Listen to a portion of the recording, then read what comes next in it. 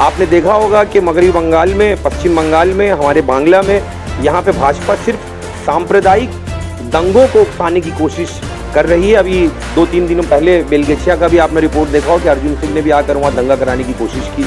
वहाँ पे लोगों के बीच में सीआरपीएफ के जरिए गोली चलवाया गया। और वो सीआरपीएफ हैं, ये जैसा कि दीदी ने कहा है कि सीआरपीएफ का वर्दी पहन के आरएसएस के लोग हैं, इसके बारे में किसी को पता नहीं, लेकिन पब्लिक में घुस के गोलियाँ चला रहे हैं। लेकिन पब्लिक जो है यहाँ के वेस्ट बंगाल की, वो अपना धैर्य नहीं खो रही है। पब्लिक जो है वो अपने सब्र को जो है वो लबरेज होकर उसका जवाब नहीं दे रही है, बल्कि पब्लिक यहाँ पे संविधान को मानते हुए और आपसी भाईचारे को मानते हुए आगे बढ़ रही है। अर्जुन सिंह को इस बात को याद रखना चाहिए कि जुल्म फिर जुल्म है, बढ़ता है तो मिट जाता है। जुल्म फिर जुल्म है, बढ़ता है तो मिट जाता है, और खून फिर खून है, टपकेगा तो जम जाएगा। फरहाद हकीम साहब ये जो है खिदमत खल्क कर रहे हैं, अवाम रियाया की खिदमत करके ऊपर आए हैं। कल उठे और आज चले आए, ऐसा कुछ नहीं हुआ। सामने वाले जो कैंडिडेट आए हमारे मुख्तार भाई, वो जो है उनको सोचना चाहिए कि हम सूरत से जंग करने निकले हैं और आपके सारे सिपाही मोम के हैं, दागदार हैं, उनका बैकग्राउंड क्या है, आप कहाँ से आ रहे हैं, आपको देखना होगा। कि आप जो आए हैं गार्डन रीच के कोर्ट का एरिया बता रहे हैं, तो आप कोर्ट के एरिया में कितने दिन से आप कोर्ट का लड़का बने हैं? यही 1.5 महीना से लड़का बने हैं। इससे पहले तो अम्फान तूफान आया, कोई लड़का को नहीं देखा गया। इससे पहले कोरोना आया, लड़का को नहीं देखा गया। कोर्ट का लड़का कहाँ खो गया था, लोग तो पूछेंगे। इसीलिए गुजरात में वर्ल्ड का सबसे बड़ा क्रिकेट स्टेडियम बनाया, नरेंद्र मोदी स्टेडियम बनाया। अगर उसी फंड को, उसी पैसे को इस्तेमाल किया जाता मेडिकल लाइन में, हेल्थ लाइन में, प्रिपरेशन रखनी चाहिए थी, क्योंकि पहले से ही था कि सेकेंड वेव आएगा, तो उसकी तैयारी पहले से ही होनी चाहिए थी। वो नहीं करके इन लोगों ने पैसों का गलत इस्तेमाल किया। तो आज जो मेडिकल क्राइसिस, जो ऑक्सीजन का जो क्राइसिस हो रहा है, इसकी जिम्मेदारी पूरी सेंट्रल गवर्नमेंट को लेनी चाहिए। विश्वासघात के अलावा बीजेपी ने और कुछ आम आवाम के साथ नहीं किया है, चाहे वो नोटबंदी के नाम पे विश्वासघात हो, काले धन को लाने के नाम पे विश्वासघात हो, 2 करोड़ नौकरी देने के नाम पे विश्वासघात हो। बीजेपी कहती है कि हम यहाँ पे विकास करेंगे। विकास कहाँ आपने विकास देखा? कहीं पे आपने विकास देखा? विकास के नाम पे लोगों को सिर्फ बेवकूफ़ बनाया, जीएसटी थोप दिया लोगों के ऊपर। विकास के नाम पे बड़ी बड़ी मूर्तियां बनाई गई, लेकिन हेल्थ सर्विसेज पे पैसे खर्च नहीं हुए। अगर वो पैसों को हेल्थ सर्विसेज में खर्च किया होता तो आज जो सेकेंड वेव कोरोना का है, जिसमें लोग बिना ऑक्सीजन के मर रहे हैं, यहाँ तक कि राजधानी दिल्ली में मर रहे हैं, ब्लैक में मिल रहा है ऑक्सीजन, लेकिन ऑक्सीजन मुहैया नहीं है, अवेलेबल नहीं है हॉस्पिटल्स पे। इसको आप विकास कहते हैं? ये विश्वासघात है आम आवाम के साथ। और जब कहा कि व्यापार, तो व्यापारियों के साथ तो सबसे बड़ा धोखा किया, उनके ऊपर जीएसटी थोप कर। इंतज़ार की घड़ियां ख़त्म हुई और कल पश्चिम बंगाल में 7वें चरण का चुनाव होना। आपको बता दें कि कल जो है पश्चिम बंगाल में 7वें चरण का चुनाव होना है, और उसके बाद 29 तारीख और उसके बाद 2 तारीख को पश्चिम बंगाल की किस्मत का फैसला होना है। इस वक्त हम लोग आए हुए हैं कोलकाता पोर्ट विधानसभा क्षेत्र में। ये एक हाई प्रोफाइल सीट है, इसलिए कि यहाँ के जो विधायक है वो राज्य के हेवीवेट मिनिस्टर है, टीएमसी लीडर फिरहाद हकीम। कल फिरहाद हकीम यहाँ से क्या हैट्रिक करते हैं या नहीं, या फिर कांग्रेस के संयुक्त मोर्चा के कैंडिडेट मोहम्मद मुख्तार कुछ चमत्कार करते हुए करेंगे, ये जानने के लिए हम आए हुए वार्ड नंबर 135 में। 135 वार्ड के टीएमसी के दफ्तर में है। मेरे सामने यहाँ के टीएमसी के चंद बड़े चेहरे हैं जो इस वार्ड को रिप्रेजेंट करते हैं। सजादा ब्रदर्स यहाँ पर हैं, हम उनसे बात करेंगे। और भी टीएमसी के लीडर है कि कल क्या होगा। कल आपकी पार्टी की तरफ से बोला जा रहा है खेला होगा, कल क्या कुछ खेला होगा या कुछ और कुछ होगा? खेला तो शुरू हो चुका है, दीदी ने शुरू किया है। उस खेल का जो खात्मा है वो कल कलकत्ता पोर्ट वार्ड नंबर 135 से फिरहाद हकीम हमारे कमांडर हैं, हमारे लीडर हैं, हमारे कैंडिडेट हैं, उनके जीत से ही कल खेला ख़त्म होगा। और यहाँ पे लोग बस वेट कर रहे हैं कि वोट स्टार्ट हो और वो लाइन पे जाके वोटों की बारिश तृणमूल की हिमायत में करें। लोग ये वेट कर रहे हैं कि जिस रास्ते पे ममता बनर्जी ने अपने मगरबी बंगाल के, पश्चिम बांग्ला के लोगों को चलाया है, बस उस रास्ते में चलते हुए मंजिल तक पहुंचना है। दीदी ने कह दिया है कि ये राहें ले ही जाएंगी मंजिल तक, हौसला रख। कभी सुना है अंधेरे ने सवेरा ना होने दिया? तो 2 मई को जो सवेरा होगा, 2 मई को जो उजाला होगा, 2 मई के दिन जो तृणमूल का फूल खिलेगा, वो पूरी भारत में लोग देखेंगे। पूरे पश्चिम बंगाल की जो एक रिकॉर्ड वोट की जीत होगी, वो पूरे भारतवर्ष में लोग इसको देखकर शॉक्ड हो जाएंगे कि तृणमूल इतने वोटों से, इतने सीटों से भी जीत सकता है। आप लोग भी बोल रहे हैं कि 2 मई को हम लोग अच्छा खासा वोट से जीत रहे हैं, अच्छा खासा सीटों से। भाजपा भी यही कर रही है, आवाम किसका बात को माने? भाई, भाजपा जिन मुद्दों को और जिन हथकंडों के तहत जीतने की प्लानिंग कर रही थी, उसमें भाजपा को मुंह का खाना पड़ा। आपने देखा होगा कि मगरबी बंगाल में, पश्चिम बंगाल में, हमारे बांग्ला में, यहाँ पे भाजपा सिर्फ सांप्रदायिक दंगों को उकसाने की कोशिश कर रही है। अभी 2-3 दिनों पहले बेलगेछिया का भी आपने रिपोर्ट देखा हो कि अर्जुन सिंह ने भी आकर वहाँ दंगा कराने की कोशिश की। वहाँ पे लोगों के बीच में सीआरपीएफ के ज़रिए गोली चलवाया गया। और वो सीआरपीएफ हैं, या जैसा कि दीदी ने कहा है कि सीआरपीएफ का वर्दी पहन के आरएसएस के लोग हैं, इसके बारे में किसी को पता नहीं, लेकिन पब्लिक में घुस के गोलियां चला रहे हैं। लेकिन पब्लिक जो है यहाँ के वेस्ट बंगाल की, वो अपना धैर्य नहीं खो रही है। पब्लिक जो है वो अपने सब्र को जो है वो लबरेज होकर उसका जवाब नहीं दे रही है, बल्कि पब्लिक यहाँ पे संविधान को मानते हुए और आपसी भाईचारे को मानते हुए आगे बढ़ रही है।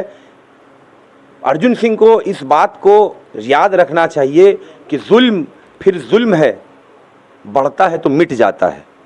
जुल्म फिर जुल्म है, बढ़ता है तो मिट जाता है, और खून फिर खून है, टपकेगा तो जम जाएगा। और इस खून को जो उन्होंने बहाया है पश्चिम बंगाल में बेगुनाह लोगों का जो कत्ल किया है, उस खून का बदला जो यहाँ की आवाम है, वो आने वाले दिनों में जो 2 चरण का वोट रह गया है वोट, उसमें कसीर तादाद में, ज़्यादा से ज़्यादा तादाद में वोट देकर तृणमूल कांग्रेस को जिताएगी, और इसमें कोई दो राय नहीं है। मैं आऊँगा आपके पास। मेरे सामने साकिब सजादा है। 2016 में इसी पोर्ट से राकेश सिंह उठे थे, इस बार मोहम्मद मुख्तार है बॉबी हकीम के अगेंस्ट में। क्या लगता है, who is the toughest candidate दोनों के बीच? मुझे लगता है टफ वाली बात ही कुछ नहीं है, एक तरफा खेल है। और हम लोगों के जो साबिक मिनिस्टर हैं बॉबी दा, और भी अच्छी तरीके से इस बार जीतने वाले हैं। कैसे जीतेंगे? मतलब 2016 में तो बीजेपी का कोई नामो निशान नहीं था बंगाल में, अभी बीजेपी बहुत बड़ा फैक्टर है, फिर कैसे बोलते हैं? देखिए, 2016 में कहीं ना कहीं एक कैंडिडेट का कुछ प्रभाव था जो कांग्रेस की तरफ से खड़ा हुआ था, और उस टाइम में वोट 2 तरफ से पोलराइज भी हुआ था। जैसा कि आपको भी पता होगा कि कुछ बहुत सारे बीजेपी वोट्स भी थे जो कि राकेश के तरफ गया था। लेकिन 2016 से लेके 21 तक का जो डेवलपमेंट का काम हुआ है, जिस तरह से बॉबी दा ने पूरे पोर्ट एरिया में जो काम किया है, पहला तो ये एक एडवांटेज है कि आज कोई भी माहौल होता, लेकिन कम से कम पोर्ट कंस्टिट्यूएंसी में बॉबी दा के खिलाफ जो भी कैंडिडेट खड़ा होना आएगा उसको उनसे 1 पॉइंट ज़्यादा होना चाहिए, जो आज के डेट में नहीं है। दूसरी बात यह है कि जिस तरह से वोट को डिवाइड किया गया है, तो डिवीज़न के चक्कर में भी बहुत सारा वोट जो बीजेपी का पिछले बार जो कांग्रेस को गया था, इस बार नहीं जा रहा है। और बॉबी दा का जो अपना वोट जो जिस जगह पर था, वो 5 सालों में और बढ़ा है, इंक्रीज़ हुआ है। तो इस हिसाब से मेरे ख्याल से पूरे बंगाल का माहौल जो भी हो, लेकिन बॉबी दा का जो कोलकाता पोर्ट कंस्टिट्यूएंसी का जो माहौल है, वो पूरी एक तरफा है। और जो भी वोटर्स हैं, चाहे वो न्यूट्रल हिंदू हो या मुस्लिम हो, किसी भी पार्टी के मानने वाले हो, आज बॉबी दा के काम को देखकर उनको वोट देंगे। मैं आपसे सवाल करूंगा, मोहम्मद मुख्तार जो संयुक्त मोर्चा कैंडिडेट, उनका बार बार वो कह रहे हैं कि मैं लोकल हूँ, मैं मकामी हूँ, मुझे वोट दो। बॉबी दा तो बाहरी है। देखिए, अगर बात बोला जाए तो यहाँ किरदार से लड़ाई है और अदाकार से लड़ाई है। किरदार एक सच्चाई है और अदाकार एक्टिंग करके बताना पड़ता है। तो बात यह है कि एक मिसाल के ज़रिए आपको बता दें कि शाहीन उड़ रहा था और साथ में गिद्ध भी उड़ रहा था, तो लोग देख के हैरत हुए। शाहीन का काम है उड़ना, बुलंद परवाज़ी, शाहीन बुलंद परवाज़ी में मस्त है, उसके साथ साथ देखा जा रहा है कि एक गिद्ध भी उड़ रहा है, तो लोग बड़े हैरत ज़दा हुए। तो शाहीन उसको बोला गिद्ध को कि देखो, ज़ौक़ परवाज़ जो है यही इस दुनिया में आदमी को जो है ऊपर ले जाता है। तो वो बोला कि हाँ, गिद्ध बोला हाँ, मुझे भी तो पर अल्लाह ने दिया है और मैं भी जो है शौक़ रखता हूँ परवाज़ करने का, और मैं भी इसलिए उड़ रहा हूँ। लेकिन चंद ही लम्हों में उसका गिद्ध का नज़र जो है एक मुर्दार घोड़े पे जाता है और उस शाहीन को बोलता है कि जहन्नम में जाए तुम्हारी बुलंद परवाज़ी, मुझे मेरी मंजिल मिल गई, और एक लंबा गोद लगाता है और मुर्दार घोड़े के पास आ जाता है। तो बात है कि जो किरदार लेके आए हैं फरहाद हकीम साहब, ये जो है खिदमत खल्क कर रहे हैं, अवाम रियाया की खिदमत करके ऊपर आए हैं। कल उठे और आज चले आए, ऐसा कुछ नहीं हुआ। सामने वाले जो कैंडिडेट आए हमारे मुख्तार भाई, वो जो है उनको सोचना चाहिए कि हम सूरत से जंग करने निकले हैं और आपके सारे सिपाही मोम के हैं, दागदार हैं, उनका बैकग्राउंड क्या है, आप कहाँ से आ रहे हैं, आपको देखना होगा कि आप जो आए हैं गार्डन रिच में पोर्ट का एरिया बता रहे हैं, तो आप पोर्ट के एरिया में कितने दिन से आप पोर्ट का लड़का बने हैं? यही 1.5 महीना से लड़का बने हैं। इससे पहले तो अम्फान तूफान आया तो लड़का को नहीं देखा गया, इससे पहले कोरोना आया, लड़का को नहीं देखा गया। पोर्ट का लड़का कहाँ खो गया था, लोग तो पूछेंगे। इसीलिए पोर्ट में तो दिखा फरहाद हकीम साहब दिखे, उनके एक लीडर साकिबुद्दीन शहजादा बॉबी दिखे, और कोई कहाँ दिखा। तगमा जरूर ले लिया सब कोरोना वायरस का, लेकिन कोरोना वायरस के असली हीरो तो फरहाद हकीम थे, वॉरियर हीरोज फरहाद हकीम थे। और उनके जो हम लोग सिपाही हैं बॉबी शहजादा, शहजादा, हम लोग जो है कोरोना का टाइम में दिन रात एक करके आवाम का खिदमत किया, जहाँ तक हो सका हम लोग उनके घर घर गए, उनसे रब्ता कायम किया। इस तरह का वाक़या तो बहुत आया।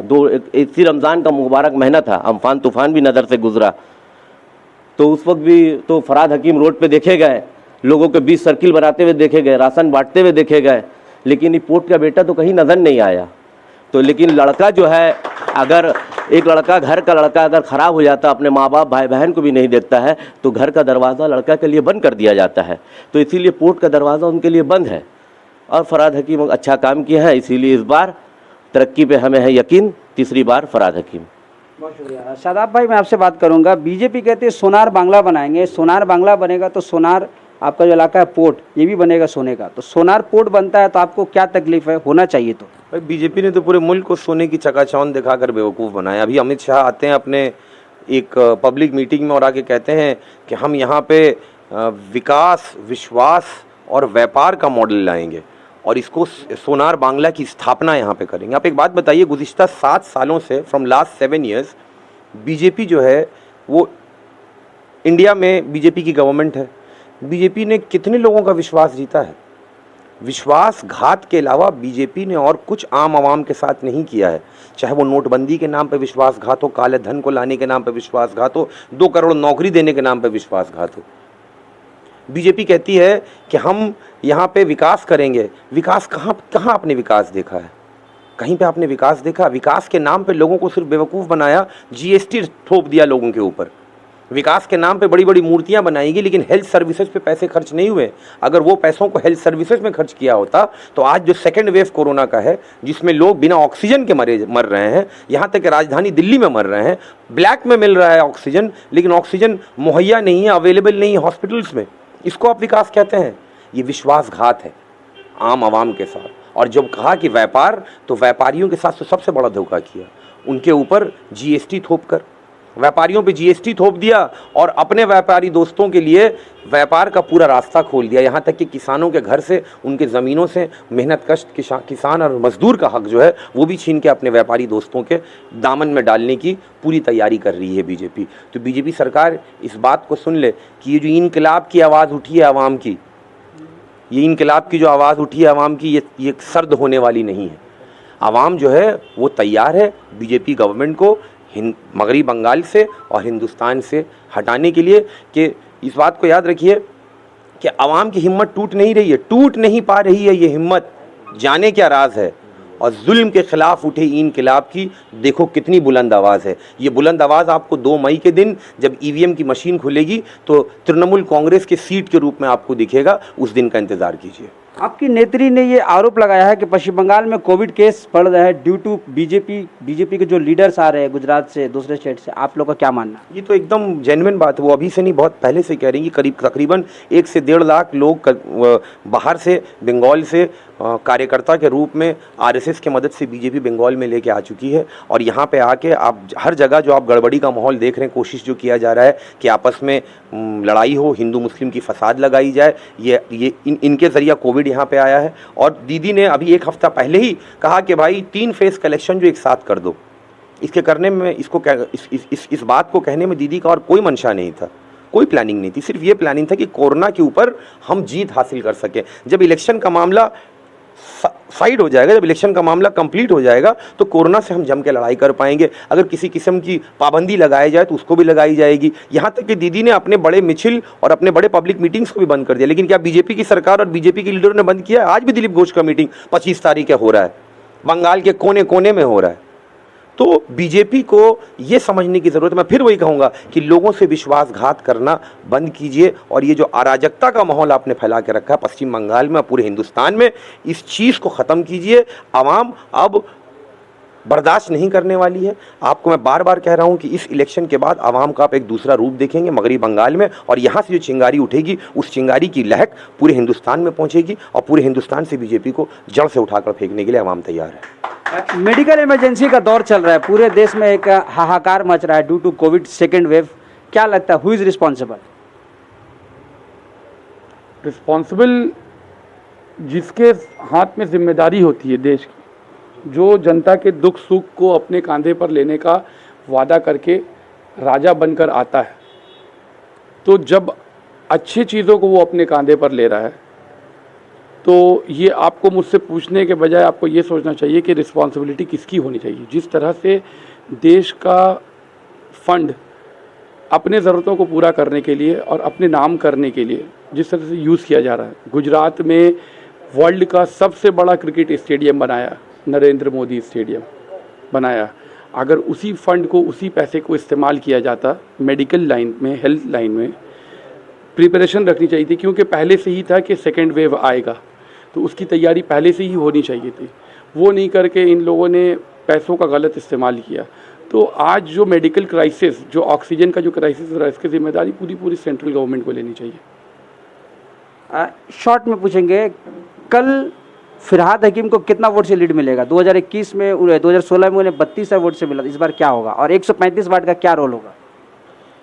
135 का जो है, तृणमूल के सिपाही के अलावा यहाँ का हर वोटर जो वोट फर्स्ट टाइम भी देगा, वो भी बहुत बेताब है कि हम लोग जो है ममता बनर्जी को वोट देंगे और फरहाद हकीम को वोट देंगे।